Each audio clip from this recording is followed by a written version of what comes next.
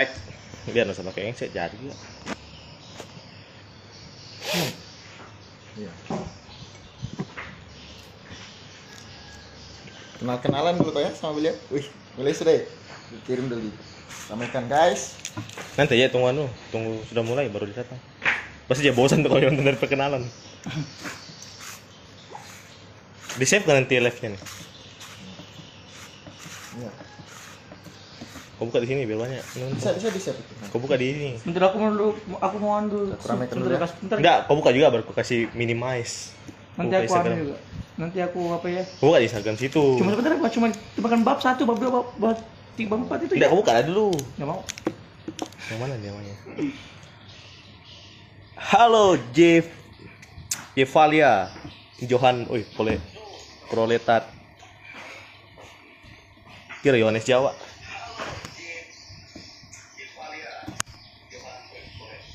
Kawan, putus.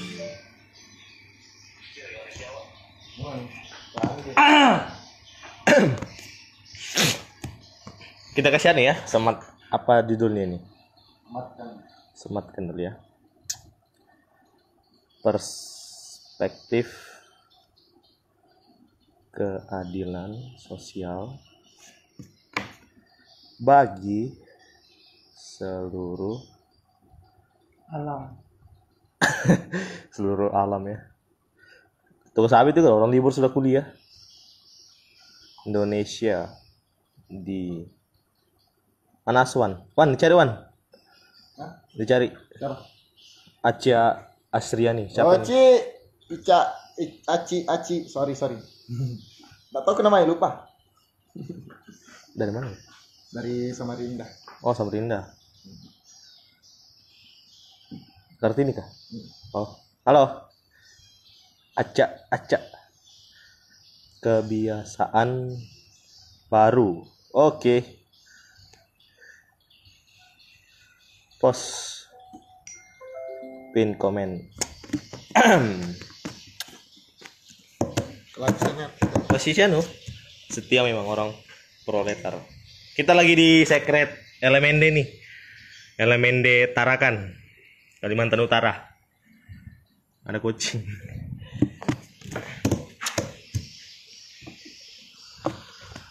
Mana? Bang, udah masuk dia.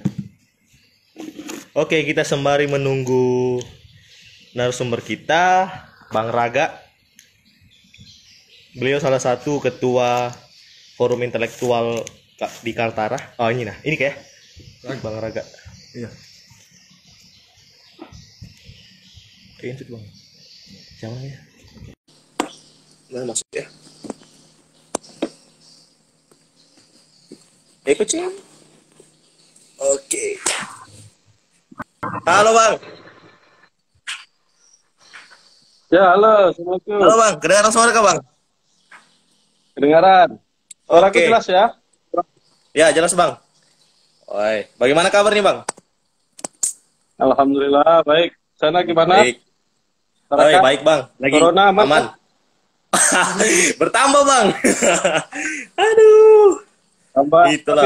Tapi kan nggak ada mati ya, cuma Ya, nggak ada, aman Bang. Pilek aja, flu, pilek kan? Iya, flu. Kata-kata di tenggorokan Bang. Ya, nggak sampai mati lah, kan? Oh, enggak, betul tuh Bang. Enggak sampai mati. Kami lagi di Secret nih Bang. Aman. Di Secret Elemende. Sama siapa aja? Ada Bang Aswan. Nih Tegar. Oh, ngumpul semua. Bang Aswan. Iya, lagi ngumpul nih Bang. Di Oh, Secret Tegar Elemende. juga. Oh, ini nih. Ada Tegar Bang. Aku malah teman sama bapak. Nah, kenapa Bang nih? Buat urusan dia masih Kami sama-sama ngurus itu kan, organisasi anak tentara itu, FKPPI ini. Nah, apa tuh? Anak tentara. Anak tentara. PPI. Ya, PPI. Oh, Oh. Pak mantan anak tentara. Oh, mantan tentara. Dia cucunya kali ya, atau ipar cucunya. Oh, itu lah. Oh, abang mantan Jadi anak apa? tentara. Jadi backgroundnya ini apa semua nih? Anak sosial kah? Anak teknik? Atau Oh, campur apa nih ini? Bang. Campur. Campur ya. Ya, ada Teknik ekonomi, sipil ada ada juga, Bang. Saya dihukum Bang, kebetulan masih semester 5. Oh, hukum ada juga ya. Ada ekonomi sini. Campur Bang. Jadi kajian-kajiannya di kampus bagaimana? Soalnya lagi kan, tapi sebisanya kami pakai virtual aja Bang. Kalau offline kan agak susah mungkin, terbatas. Iya. Kalau sebelumnya Sebelumnya pembahasannya lebih kemana? ya, kalau pembahasannya Bang lebih ke keadaan di sekitar Tarakan aja sih Bang. Diskusinya. Oh, yang problemnya. yang relevan ya. Ya, kalau yang kiri-kiri Bang. Ya. Belum terlalu ya. Ya, kalau kiri-kiri juga kan ya, lebih takut di anu Bang. Di anu nanti tiba-tiba ada tukang bakso lewat pakai HP kan. Kita nggak tahu nanti. Tapi mau bagaimana lagi? Masalahnya kan Soekarno itu kiri. Ya. Oh, kiri. Kalau kita ngomong Pancasila, ngomong Soekarno nggak kiri kan nggak mungkin kan? Ya, betul. Susah juga kan. Jadi kiri. Kalau misalnya ada yang protes, ya kita kasih aja dia tulisan Soekarno kan? Soekarno. Gitu lah Bang. Kalau kiri kita dianggap komunis, bagaimana itu Bang? Ya itu salahnya dia kan? Salahnya dia menafsirkan. Kita dibilang salahnya PKI. Dia menafsirkan. Salahnya dia menafsirkan itu gitu. Kalau misalnya dia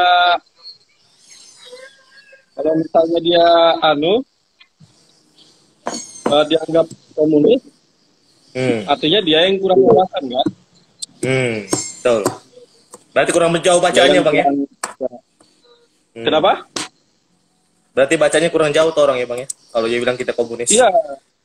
Kita nggak bisa disalahkan pendapat orang kan, itu yang dipikirannya kan? Betul. Kita nggak bisa melarang dia juga. Dia pun nggak boleh melarang kita. Ya, itu jadi Bang, di salah satu pidatonya Soekarno itu, dia menghimbau kepada mahasiswa pada masanya itu kan, pada zamannya dia menghimbau kepada mahasiswa untuk bebas berpikir. Bukan berarti liberal, tapi kita nggak bisa terkungkung oleh politik yang ada. Karena sekali kita dikungkung, ya udah mati langkah. Kayak kita mau ngomong Pancasila, keadilan sosial, kita mau terjemahkan pakai apa? Pakai khilafah kan nggak mungkin. kita mau bedah Pancasila bagaimana kan? Kalau istilahnya kita seperti saat inilah kan kita sudah dikungkung nih. Ketika Marxisme itu dilarang, kita bingung. Kita mau membedah Pancasila itu dari akarnya, dari masa-masa Soekarno dulu, susah karena sudah dilarang kan gitu kan? Hampir mustahil lah. Kita ngomong Bung Hatta tanpa ngomong Marxisme juga mustahil. Kita mau ngomong apa lagi? Pasal 33 lagi apa kan? Menerjemahkan pasal 33, Bung Hatta aja di salah satu notulen rapatnya mereka kan ada yang bagi dokumennya itu, dia aja takut gitu orang mendefinisikan pasal 33 itu kekeluargaan di situ justru jadi KKN gitu kan, jadi jadi dinasti. Malah jadi dinasti. Alih-alih jadi kekeluargaan gotong royong malah jadi dinasti kan, kekeluargaan katanya. Turun-temurun Bang ya? Iya. Makanya kita takut gitu. Kalau misalnya kita tidak punya pisau bedah yang pas, bagaimana gitu? Artinya sebelum kita membahas keadilan sosial ini, kita seharusnya membahas sejauh mana kita bebas menggunakan teori-teori yang ada gitu. Salah satunya Marxisme. Karena bagaimanapun itu sebuah teori untuk ya kasarnya lah kita ngomong teori untuk membedah Pancasila itu sendiri, baik secara teoritis maupun secara historis gitu. Nggak bisa lepas dari Marxisme. Dan kita nggak usah takut-takut. Ini mumpung new normal, kita harusnya lebih berani mengeksplor gagasan-gagasan itu gitu. Karena inilah istilahnya kalau kita di tikungan ini, kita di persimpangan nih, tikung kanan apa tikung kiri kan gitu. Kira ya Bang, lebih enak. Ini persimpangan. Ya, ini persimpangan. Nah, kalau kita tidak mengambil garis yang tegas, susah. Kita dibungkam sejak dini, sejak di pemikiran kita dibungkam gitu. Ya, bingung. Coba aja kita mau bahas Pancasila. Kalau kita bahas sila ketuhanan ya oke lah, itu tanpa Marxisme pun jelas kan? Ya itu jelas sudah arahnya kemana. Kemanusiaan pun jelas, persatuan jelas, demokrasi jelas. Tapi ketika kita ngomong keadilan sosial, kita ngomong masalah ekonomi yang real itu agak susah. Karena Marxisme itu alat untuk membedah keadilan sosial itu secara khusus lah. Walaupun Soekarno menjelaskan Pancasila pun pakai Marxisme kan. Mungkin kalau sudah baca penjelasannya tentang sila 1 sampai sila 5 itu analisis historis materialis gitu. Nah, itu yang pertama itu. Ketika kita membahas keadilan sosial, yang paling pertama kita harus mengeksplor atau kita membahas sejauh mana kita bebas untuk menggunakan teori-teori yang ada. Apalagi yang historis yang berkaitan langsung dengan kelahiran Pancasila itu sendiri. Nah, aku kan sebagai pemantik di sini, ini mungkin untuk teman-teman juga, karena aku lihat teman-teman takut gitu kan. Ya, rasa takut itu aku lihat umum lah. Bahkan senior-senior kalian pun itu untuk membahasnya secara terang-terangan gitu susah gitu, takut-takut gitu. Nanti ditangkap penuhin aja lah penjara itu. Kita ramai-ramai penuhin pun tak masalah itu. Iya kan? Itulah Bang. Kalau belum ya Bang. Kalau sudah masuk kantor nanti pandangan masyarakat, oh ini kriminal gitu kan. Nah itu yang susah ya Bang. Tapi sejauh ini karena ini new normal, kupikir justru inilah momennya. Kalau momen ini kita sia-siakan, momen untuk mengeksplor gagasan-gagasan itu, ini momennya aku pikir. Karena kalau tidak yang kiri yang memberdayakannya, nanti yang kanan yang akan memberdayakannya. Ya kekuatan-kekuatan fasis yang mungkin kita sudah lihat di sekeliling Jokowi saat ini itu terang-terangan. Ya mohon maaf misalnya Kapolri gitu kan jadi Mendagri, Jenderal jadi Menteri Agama, itu kan hal-hal yang kupikir tidak seharusnya jadi seperti itu gitu kan. Ya. Itu karena pemikiran-pemikiran kiri itu tidak umum. Jadi yang kanan lah yang umum. Kanan-kanan. Kalau kata Gus Dur, kalau orang baik tidak berbuat nyata, yang jahat lah yang berbuat kan? Mungkin gitu. Ini normal. Otak juga harus normal ya, pikiran juga harus baru Bang ya. Ya, itu udah saatnya. Justru ini istilahnya itu persimpangannya lah. Kalau mau belok kiri karena kita lagi di persimpangan nih Bang ya. Lagi mau pilih mana nih? Mau kiri atau kanan? Nah. Ya, menurut saya seperti itu. Ini situasinya kita ada di persimpangan, sehingga kalau bisa dari paradigma tadi, dari pemikiran tadi lah kita sudah mulai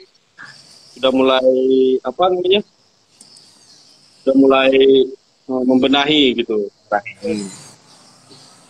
Itu satu. Terus yang kedua, ketika kita sudah sepakat bahwasanya kita membedah Pancasila ini secara Marxisme, menggunakan Marxisme, kita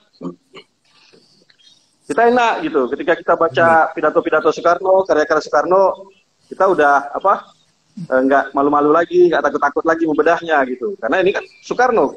Kalau kita takut dibilang Marxis, kita dibilang Soekarnois lah gitu. Iya Soekarno.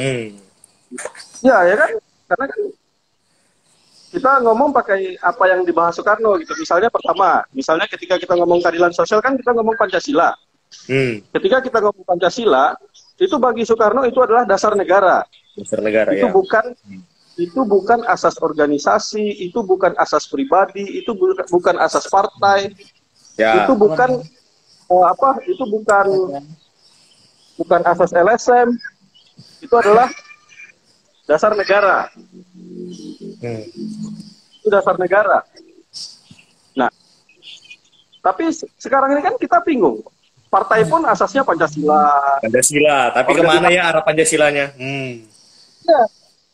Sementara Soekarno memaksudkan Pancasila itu sebagai dasar negara. Dia silahkan itu wadah yang elemen-elemennya ya sila-silanya itu katanya, biar tidak retak. Nah, harapan Soekarno itu kitalah yang mengisinya, baik kalangan yang Islam. Ayo berjuanglah lewat pemilu itu. Kalau memang kamu berhasil meraih suara terbanyak, kamu bisa mengisi syariat Islam apapun di situ. Fair lah, tanding fair gitu. Yang komunis, ayo tanding. Kalau kamu bisa menang, ya kan? Itu Soekarno sampaikan di salah satu pidatonya. Mungkin nanti aku bisa, kalau tidak salah sudah aku sampaikan juga filenya itu kan, yang dokumen tentang Pancasila itu, hukum perubahan. Nah, terus yang gerakan-gerakannya yang nasionalis itu diharapkan juga lewat Pancasila itulah mereka berjuang. Jadi dianggap itu wadah gitu. Dianggap wadah, kemudian kitalah yang mewarnai airnya, mau hijau kah, mau merah, mau apa. Nah, itu berjuang secara fair lewat demokrasi. Harapan Soekarno seperti itu. Nah, pemikiran-pemikiran yang sejak dasar ini harusnya diperjuangkan kan enggak berhasil. Ketika Soeharto mengambil alih, dia paksa semua organisasi berdasarkan Pancasila. Ya, organisasi, partai semua harus asas Pancasila. Artinya isme-isme itu mati semua, enggak, baik yang kiri maupun yang kanan dibunuh semua. Nah, akhirnya kita kekurangan gagasan, kekurangan ide, kekurangan kaku Bang ya, jadi kaku ya. Iya. Nah, akhirnya kita kekurangan dan organisasi-organisasi itu bergerak di bawah tanah sehingga pemberdayaannya tidak optimal seperti itu. Akhirnya malah jadi seperti HTI atau komunis dan sebagainya. Yang makan itu PKI Bang. Ya, yang harusnya itu pertarungan gagasan, dan fair, akhirnya menjadi pertarungan yang clandestine, jadi sifatnya terorisme dan sebagainya itu. Tentang kriminal Bang ya, didiskriminasi kan? Ya. Ya. Nah, itu dari sisi Pancasila aja kita udah salah. Kalau kita memakai pola pikir Soekarno tadi, kita sudah salah. Pancasila itu apa? Dasar negara atau bukan? Itu, ya kan? Nah, terus kalau kita ngomong dari sisi Soekarno lagi, kita menerjemahkan khususnya keadilan sosial itu tidak ada kerangka pikirnya, ya kan? Maksudnya begini, kan Soekarno menjelaskan misalnya di dalam salah satu pidatonya bahwasanya kenapa dia menggunakan demokrasi terpimpin dalam rangka mewujudkan keadilan sosial, itu karena kerangka pikirnya, yaitu bahwasanya demokrasi parlementer itu adalah demokrasinya kapitalisme. Nah, kemudian di ekstrim kanannya itu ada demokrasi fasis atau fasisme lah, istilahnya fasisme. Itu kapitalisme juga gitu kan, di mana Soekarno menjelaskan bahwasanya demokrasi parlementer itu adalah sistem politiknya kapitalisme yang sedang tumbuh berkembang, sedangkan fasisme itu politiknya kapitalisme yang sedang jatuh, itu sedang ambruk. Ya. Nah, jadi Soekarno beranggapan kita tidak cocok dengan kedua hal itu, jadi kita menggunakan demokrasi terpimpin. Nah, itu bagaimana? Bagaimana kita menjelaskan apa itu kapitalisme yang sedang naik, apa itu kapitalisme yang sedang turun? Ketika membahas cara menuju demokrasi, cara menuju keadilan sosial, itu kita tidak kesulitan gitu.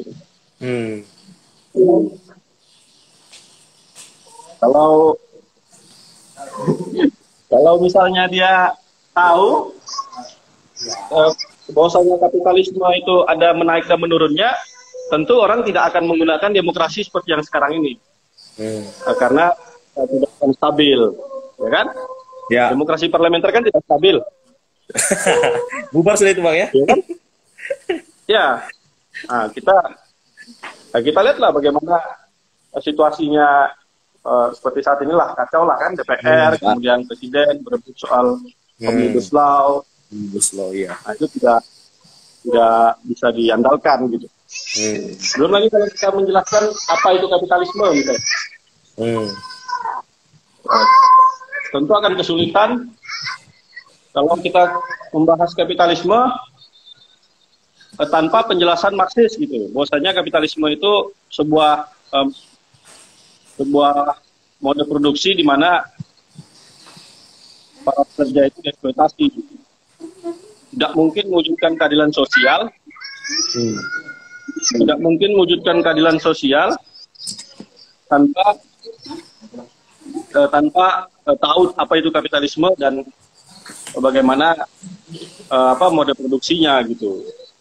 Itu konkret kan? Artinya kita akan terjebak oleh sila keadilan sosial yang diartikan secara normatif atau serampangan. Kayak kemarin ketika aku melihat salah satu tugas anakku kan SD. Jadi aku lihat tugasnya itu, keadilan sosial itu diartikan sebagai santunan bagi korban banjir, kemudian korban. Ya, artinya salah tafsir kan gitu. Itu salah tafsir. Nah, bagaimana kalau seperti itu kan? Nah, itulah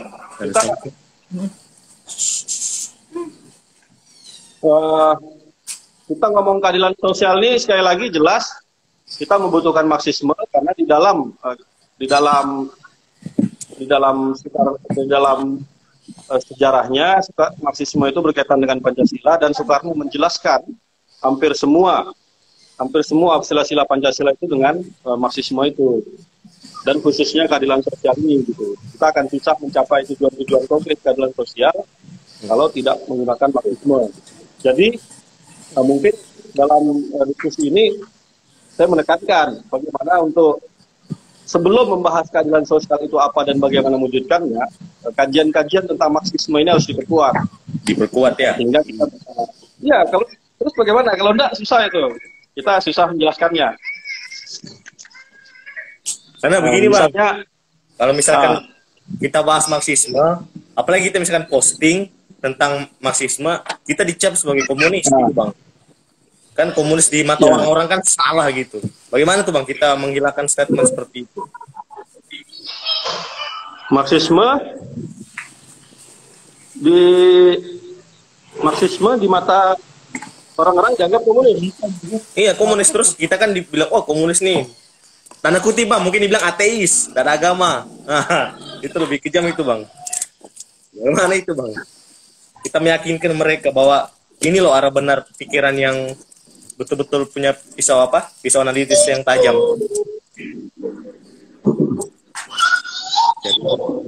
Nah, kalau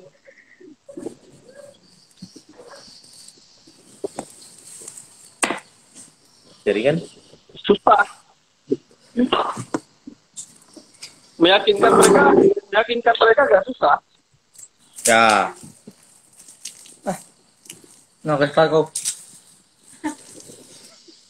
Dan aku rasa kita tidak perlu meyakinkan orang gitu. Kita nggak usah ambil pusing lah apa yang mereka pikirkan, apa yang mereka tafsirkan. Dan kita harus berani. Kalau memang kita harus masuk penjara, yo, so what gitu. So what gitu.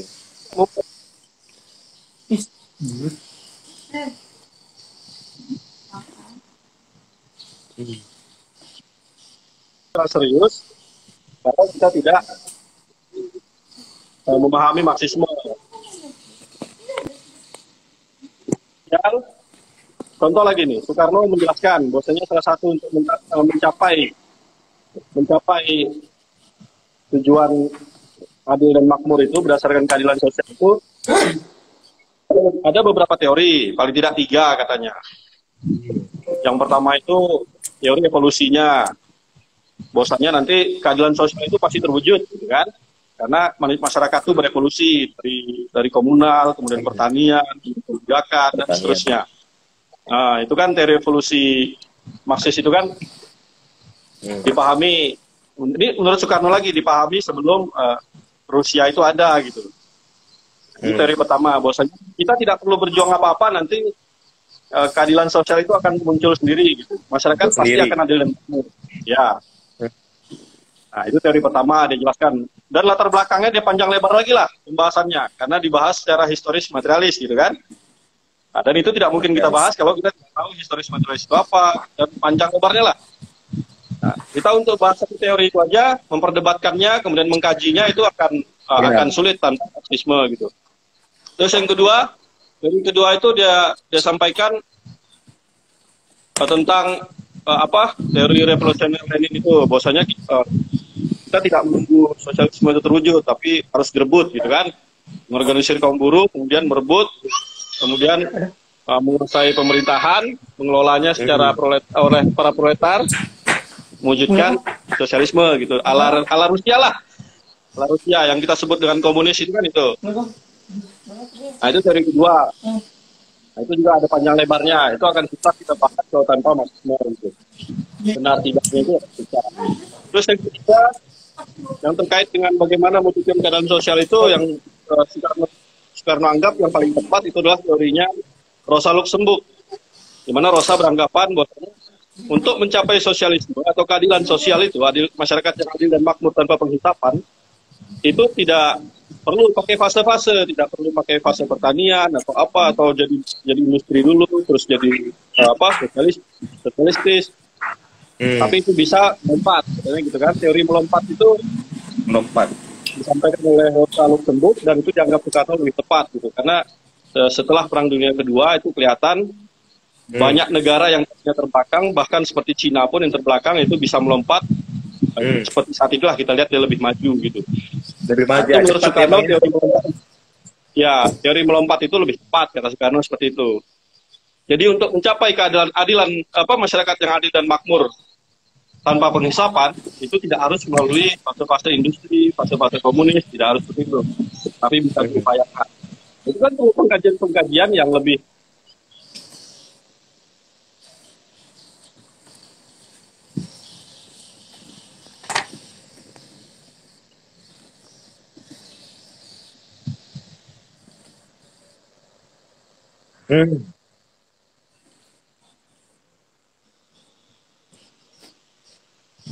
Jadi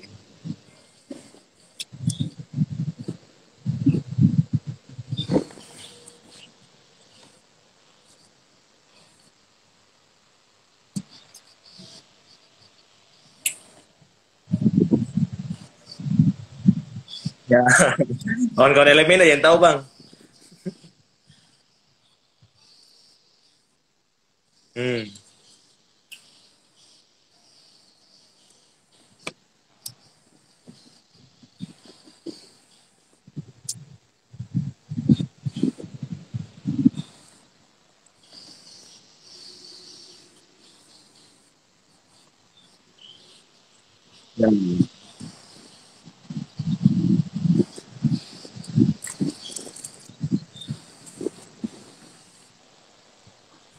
Ya betul.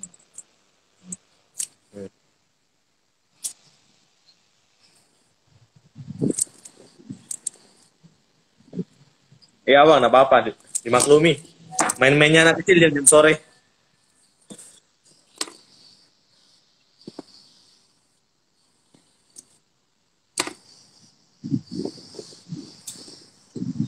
Jaringan.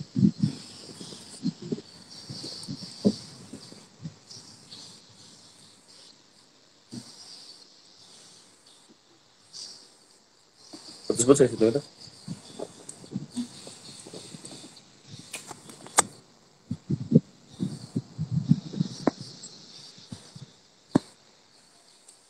Oke. Jadi kan bang di situ bang.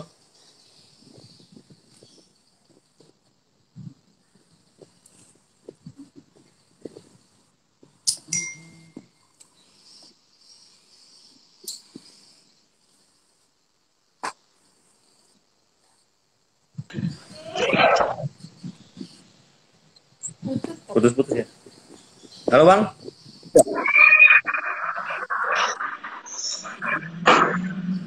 masuk lagi. Halo? Ya oke ntar bang ya. Oke. Masuk Tadi putus-putus suaranya bang. Putus tadi suaranya. Ya, Mungkin dari kawan-kawan. Nah, Kalau ada yang ingin mau bertanya, silakan di kolom komentar. Nanti akan dijawab oleh Bang Raga, salah satu ketua forum intelektual di Kaltara. Mantap.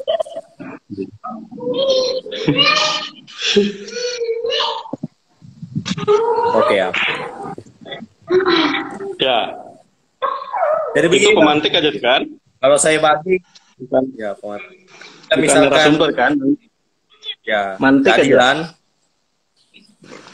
Mantik Mungkin abang aja. bisa menjelaskan bang dari segi ekonomi, pendidikan ataupun hukum bang, bagaimana keadaan sekarang di Indonesia? Abang melihatnya Dari segi dari segi Dari segi ekonomi, pendidikan dan hukum bang. Langsung include jadi satu.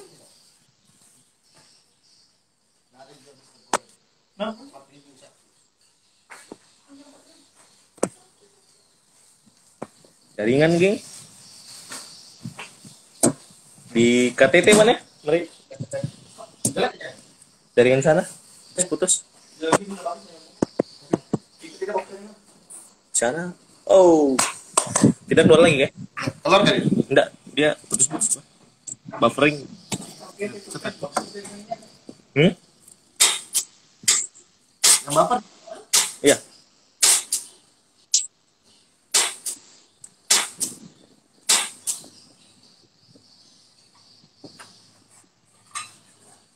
Halo bang. Mau pakai case. Allah. Dari mana lagi itu? Ini teori dari mana tuh bang?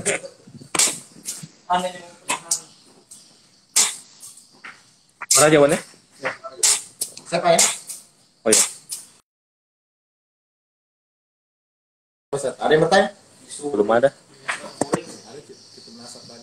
Dia bilang kilafah. Nggak ada sih. Masa? Aku udah baca. Ada yang bilang tadi. Mana maksudnya? Kucing. Oke. Halo bang. Ya, halo, Assalamualaikum. Halo bang. Kedengaran suara kah bang? Kedengaran. Suaraku Oke. jelas ya? Ya jelas bang. Oi, bagaimana kabar nih bang? Alhamdulillah, baik. Sana gimana? Baik. Oi, Masyarakat? baik bang. Lagi Corona aman? Bertambah bang. Aduh. Tambah. Itulah. Tapi kan nggak ada yang mati ya. Cuma Ya, nggak ada aman bang. pilek-pilek aja, flu, pilek kan? Iya flu loh. Kata-kata di tenggorokan bang. Ya, nggak sampai mati lah. Ya? Oh, enggak, betul tuh bang. Enggak sampai mati. Kami lagi di sekret nih bang. Aman. Di sekret LMND. Sama siapa aja? Ada Bang Aswan. Nih Tegar. Oh, ngumpul semua. Bang Aswan. Iya, lagi ngumpul nih bang. Di Oh, sekret Tegar di LMND. sini juga. Oh ini nih. Ada Tegar bang. Aku malah teman sama bapak. Nah. Kenapa Pak Wisnu? Kenapa bang nih? Buat urusan dia masih Kami sama-sama ngurus itu kan organisasi anak tentara itu FKPPI itu. apa tuh? Anak tentara. Anak tentara. PPI. Ya, PPI. Oh, Oh. Pak mantan anak tentara. Oh, mantan tentara. Dia cucunya kali ya atau ipar cucunya. Oh, itu. Oh, abang mantan Jadi anak apa? tentara. Jadi backgroundnya ini apa semua nih? Anak sosial kah? Anak teknik? Oh, Atau campur apa ini? nih bang. Campur. Campur ya. Ya, ada Dari ekonomi, sipil ada ada juga. saya di hukum bang, kebetulan masih semester 5. Oh, hukum ada juga ya. Ada ekonomi sini, campur bang. Jadi kajian-kajiannya di kampus bagaimana? Soalnya lagi kan, tapi sebisanya kami pakai virtual aja bang. Kalau offline kan agak susah mungkin, terbatas. Iya. Kalau sebelumnya Sebelumnya pembahasannya kalau lebih kemana? ya, kalau pembahasannya bang lebih ke keadaan di sekitar Tarakan aja sih bang. Diskusinya. Oh, yang ini ya. Problemnya. yang relevan ya. Ya, kalau yang kiri-kiri bang. Ya. Belum terlalu ya. Ya kalau kiri-kiri Takut juga kan kiri-kiri. ya, lebih takut di anu bang. Di anu nanti tiba-tiba ada tukang bakso lewat pakai HT kan, kita nggak tahu nanti. Tapi mau bagaimana lagi? Masalahnya kan Soekarno itu kiri. Ya, oh kiri. Kalau kita ngomong Pancasila, ngomong Soekarno nggak kiri kan nggak mungkin kan? Ya betul. Susah juga kan. Jadi kiri. kalau misalnya ada yang protes, ya kita kasih aja dia tulisan Soekarno kan? Soekarno. Gitu lah bang. Kalau kiri kita dianggap komunis, bagaimana itu bang? Ya itu salahnya dia kan? Salahnya dia menafsirkan. Kita dibilang Salahnya PKI. dia menafsirkan. Nah, Salahnya dia menafsirkan itu gitu. Kalau misalnya dia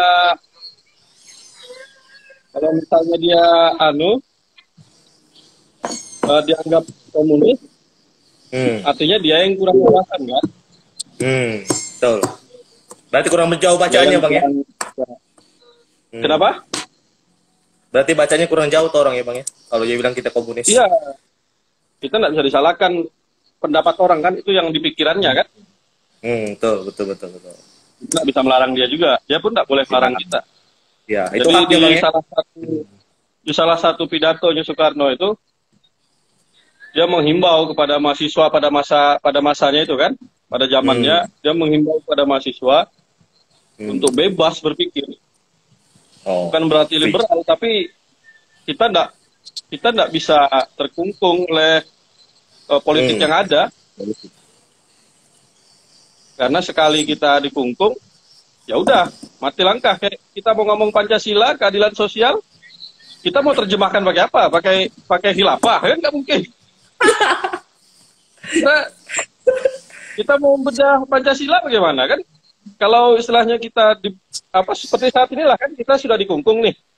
Ketika Marxisme itu dilarang, kita bingung, kita mau membedah Pancasila itu dari akarnya, dari masa-masa Soekarno dulu, susah karena sudah dilarang kan gitu kan?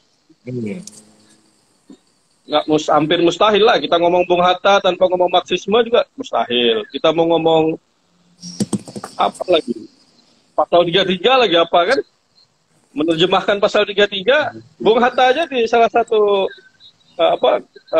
notulen rapatnya mereka kan ada yang kubagi dokumennya itu, dia aja takut gitu orang mendefinisikan pasal 33 itu kekeluargaan di situ justru jadi KKN gitu kan, jadi jadi dinasti. Malah jadi dinasti. Alih-alih jadi kekeluargaan gotong royong malah jadi dinasti kan, kekeluargaan katanya. Turun-temurun bang ya? Iya. Makanya kita takut gitu. Kalau misalnya kita tidak punya pisau bedah yang pas, bagaimana gitu? Artinya sebelum kita membahas keadilan sosial ini, kita seharusnya membahas sejauh mana kita bebas menggunakan teori-teori yang ada gitu. Salah satunya Marxisme.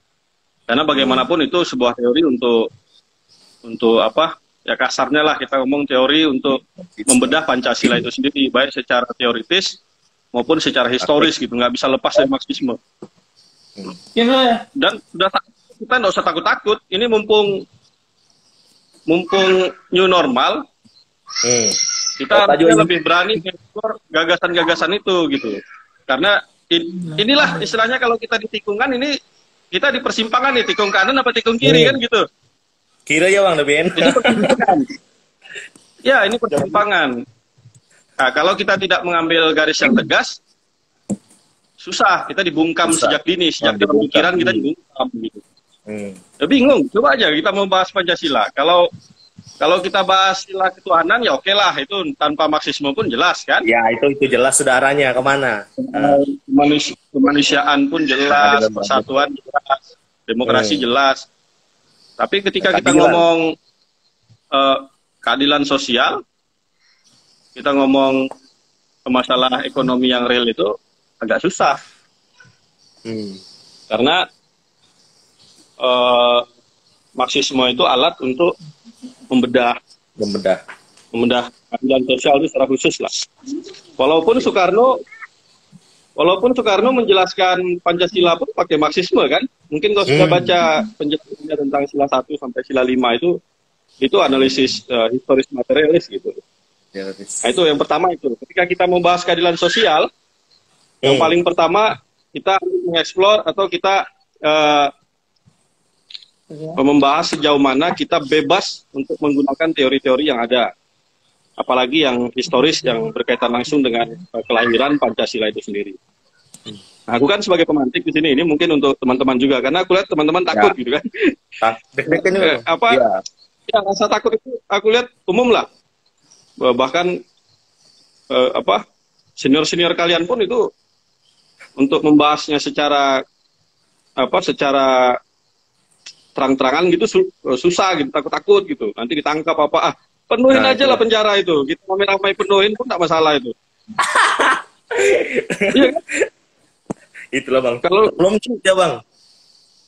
Kalau sudah masuk kantor nanti pandangan masyarakat, oh ini kriminal gitu kan. Nah itu yang susah ya Bang. Tapi sejauh ini karena ini new normal, kupikir justru inilah momennya. Kalau momen ini kita sia-siakan, momen untuk mengeksplor gagasan-gagasan itu, ini momennya aku pikir. Karena kalau tidak yang kiri yang memberdayakannya, nanti yang kanan yang akan memberdayakannya. Ya kekuatan-kekuatan fasis yang mungkin kita sudah lihat di sekeliling Jokowi saat ini itu terang-terangan. Ya mohon maaf misalnya Kapolri gitu kan jadi Mendagri, Jenderal jadi Menteri Agama, itu kan hal-hal yang kupikir tidak seharusnya jadi seperti itu gitu kan. Ya. Itu karena pemikiran kiri itu tidak umum. Jadi yang kanan lah yang umum. Kanan-kanan kalau ya. Kata Gus Dur, kalau orang baik tidak berbuat nyata, yang jahat lah yang berbuat kan? Mungkin gitu. Ini normal. Otak juga harus normal ya, pikiran juga harus baru Bang ya. Ya, itu udah saatnya. Justru ini istilahnya itu persimpangannya lah. Kalau mau belok kiri karena kita lagi di persimpangan nih Bang ya. Lagi mau pilih mana nih? Mau kiri atau kanan? Nah. Ya, menurut saya seperti itu. Ini situasinya kita ada di persimpangan, sehingga kalau bisa dari paradigma tadi, dari pemikiran tadi lah kita sudah mulai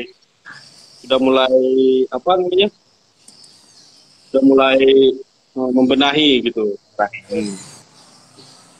Itu satu. Terus yang kedua, ketika kita sudah sepakat bahwasanya kita membedah Pancasila ini secara Marxisme, menggunakan Marxisme, kita enak gitu. Ketika kita baca pidato-pidato Soekarno, karya-karya Soekarno, kita udah nggak malu-malu lagi, nggak takut-takut lagi membedahnya gitu. Karena ini kan Soekarno. Kalau kita takut dibilang Marxis, itu dibilang Soekarnois lah gitu. Iya Soekarno. Ya kan. Karena kan kita ngomong pakai apa yang dibahas Soekarno gitu. Misalnya ketika kita ngomong keadilan sosial kan kita ngomong Pancasila. Ketika kita ngomong Pancasila, itu bagi Soekarno itu adalah dasar negara. Dasar negara itu ya. Itu bukan asas organisasi, itu bukan asas pribadi, itu bukan asas partai. Ya. Itu bukan bukan asas LSM. Itu adalah dasar negara. Itu dasar negara. Nah, tapi sekarang ini kan kita bingung. Partai pun asasnya Pancasila. Tapi kemana ya arah Pancasilanya? Ya.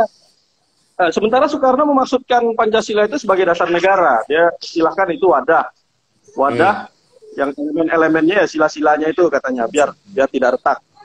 Nah, harapan Soekarno itu kitalah yang mengisinya, baik kalangan yang Islam, ayo berjuanglah lewat pemilu itu. Kalau memang kamu berhasil meraih suara terbanyak, kamu bisa mengisi syariat Islam apapun di situ.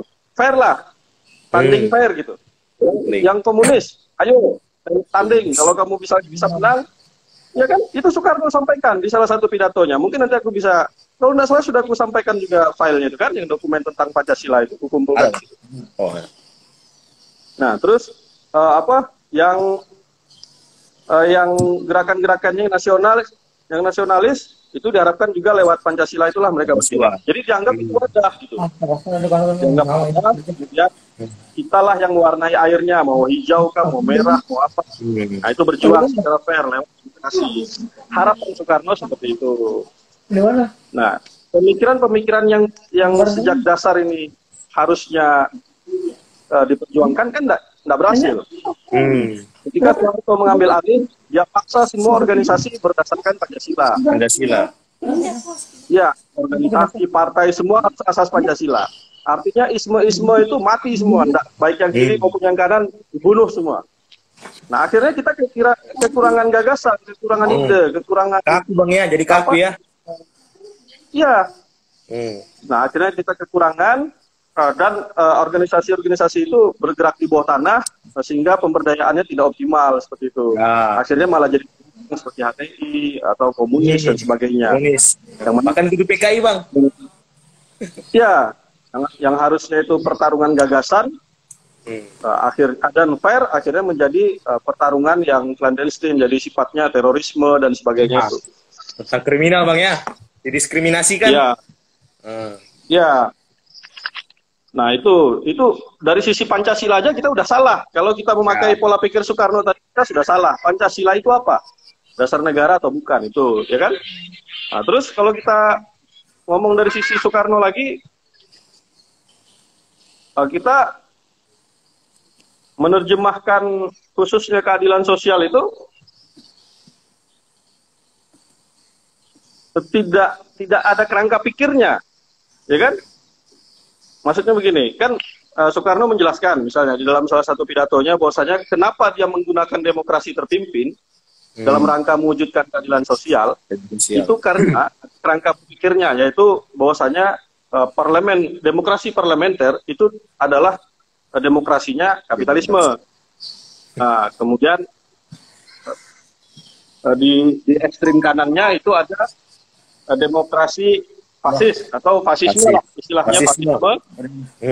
Itu kapitalisme juga gitu kan, di mana Soekarno menjelaskan bahwasanya demokrasi parlementer itu adalah sistem politiknya kapitalisme yang sedang tumbuh berkembang, sedangkan fasisme itu politiknya kapitalisme yang sedang jatuh, gitu, sedang ambruk. Ya. Nah, jadi Soekarno beranggapan kita tidak cocok dengan kedua hal itu, jadi kita menggunakan demokrasi terpimpin. Nah, itu bagaimana? Bagaimana kita menjelaskan apa itu kapitalisme yang sedang naik, apa itu kapitalisme yang sedang turun? Ketika membahas cara menuju demokrasi, cara menuju keadilan sosial, itu kita tidak kesulitan gitu.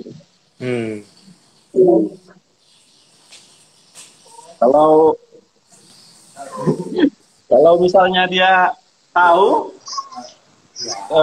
bahwasanya kapitalisme itu ada menaik dan menurunnya, tentu orang tidak akan menggunakan demokrasi seperti yang sekarang ini, karena tidak akan stabil, ya kan?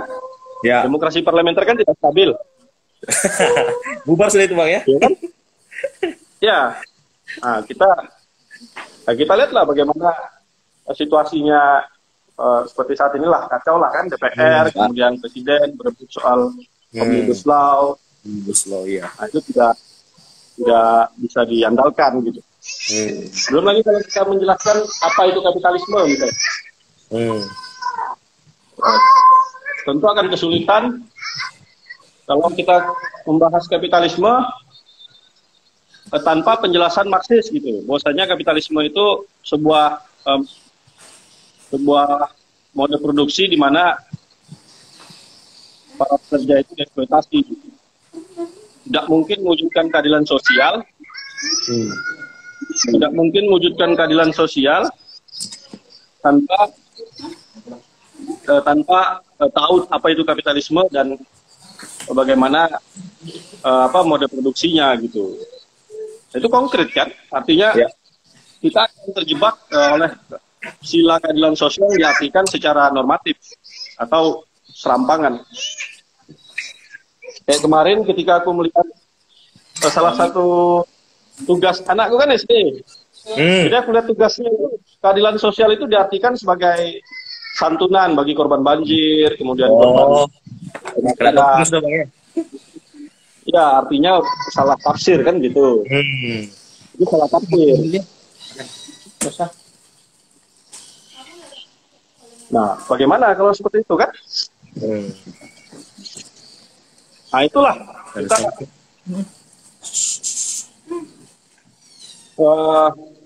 kita ngomong keadilan sosial ini sekali lagi jelas kita membutuhkan Marxisme karena di dalam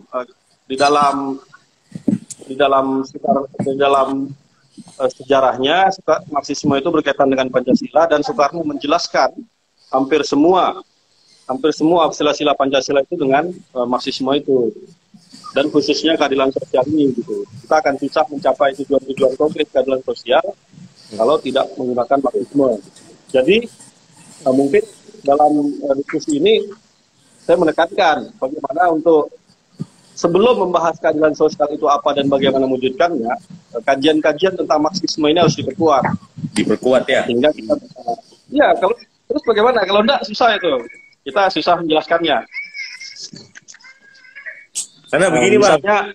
Kalau misalkan kita bahas Marxisme, apalagi kita misalkan posting tentang Marxisme, kita dicap sebagai komunis gitu, Bang. Kan komunis di mata orang-orang kan salah gitu. Bagaimana tuh, Bang, kita menghilangkan statement seperti itu? Marxisme di mata orang-orang dianggap komunis. Iya, komunis. Terus kita kan dibilang, oh komunis nih. Tanda kutip, Bang, mungkin dibilang ateis, dan agama.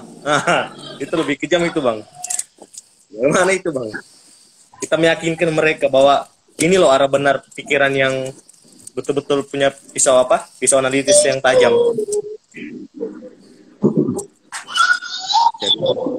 Nah, kalau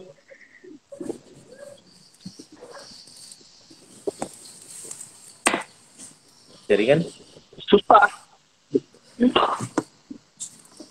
meyakinkan mereka gak susah. Ya.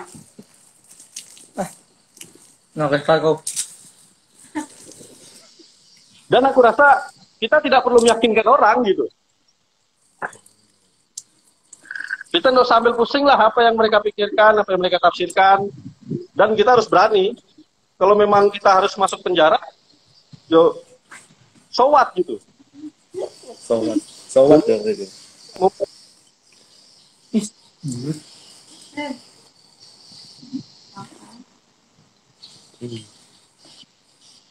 Serius karena kita tidak memahami Marxisme. Dan contoh lagi nih, Soekarno menjelaskan bahwasanya salah satu untuk mencapai tujuan adil dan makmur itu berdasarkan keadilan sosial itu ada beberapa teori, paling tidak 3 katanya. Yang pertama itu teori evolusinya, bahwasanya nanti keadilan sosial itu pasti terwujud, gitu kan? Karena masyarakat itu berevolusi dari komunal, kemudian pertanian, zakat dan seterusnya. Nah, itu kan teori evolusi Marxis itu kan dipahami. Ini menurut Soekarno lagi dipahami sebelum Rusia itu ada gitu. Ini teori pertama, bahwasanya kita tidak perlu berjuang apa-apa, nanti keadilan sosial itu akan muncul sendiri gitu. Masyarakat pasti akan adil dan makmur. Ya. Nah, itu teori pertama dia jelaskan. Dan latar belakangnya dia panjang lebar lagi lah pembahasannya, karena dibahas secara historis materialis gitu kan. Nah, dan itu tidak mungkin kita bahas kalau kita tidak tahu historis materialis itu apa, dan panjang lebarnya lah.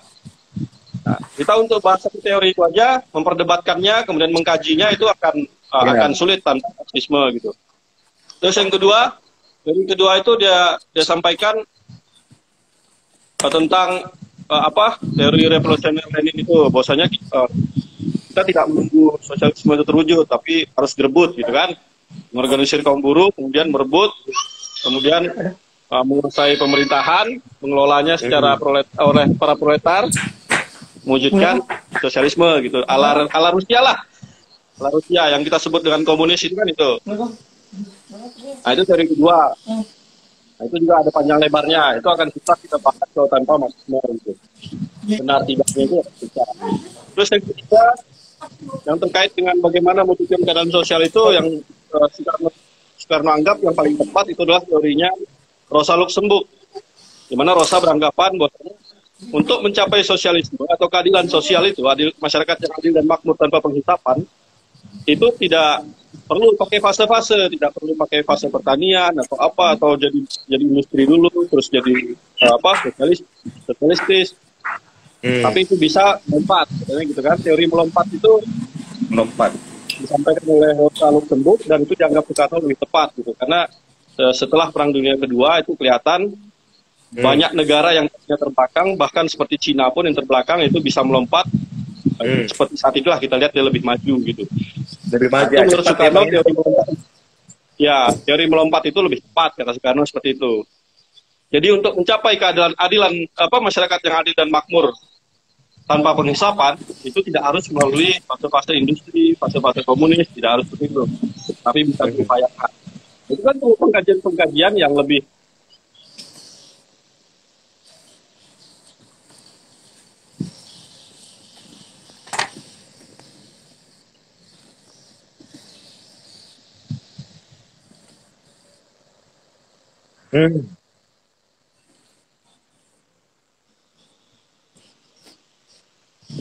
Jadi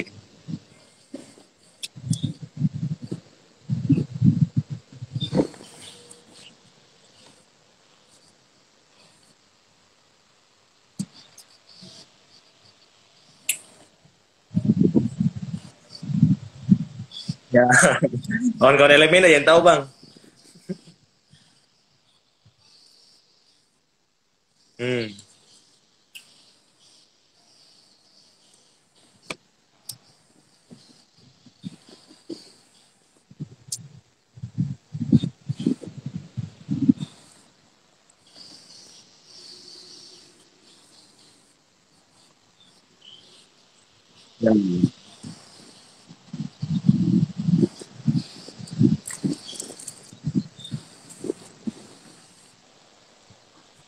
Ya betul.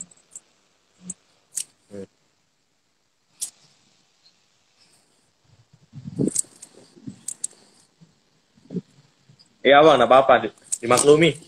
Main-mainnya anak kecil jam sore.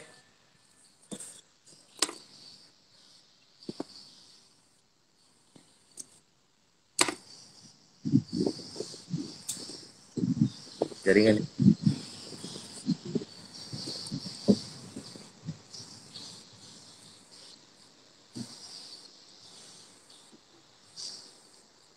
Putus-putus ya situ.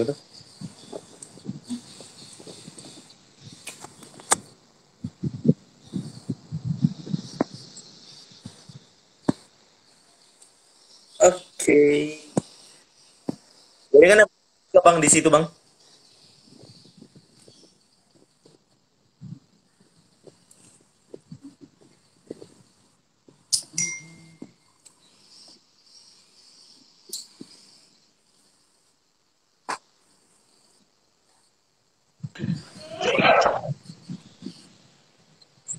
Putus-putus ya. Halo bang.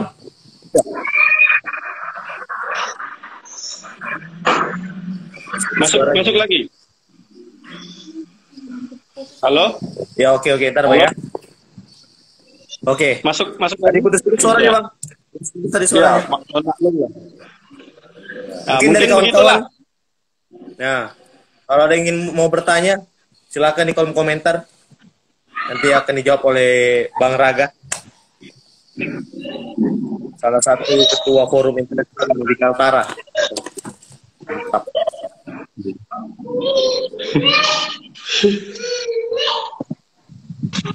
Oke ya. Ya. Jadi Itu begini, pemantik aja kan? kalau saya bagi, Bukan, ya pemantik. bukan Misalkan, narasumber kan? ya Mantik keadilan.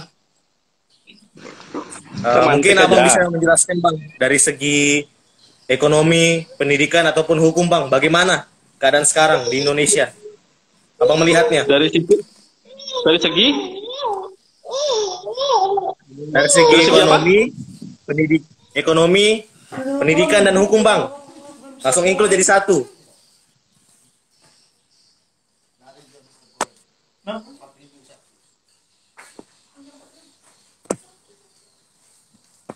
Jaringan, geng.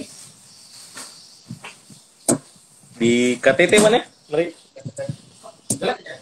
Jaringan sana. Putus. Sana. Oh. Kita keluar lagi, kan? Telur jadi? Enggak, dia putus-putus. Buffering. Yang baper? Iya.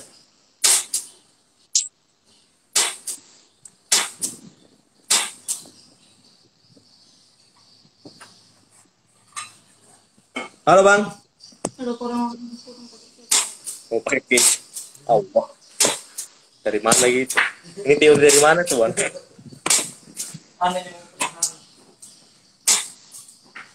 Mana jawabannya? Siapa ya? Oh iya. Ustaz, ada yang bertanya? Belum ada. Dia bilang kilafah. Ada sih. Masa? Aku udah baca. Ada yang bilang tadi.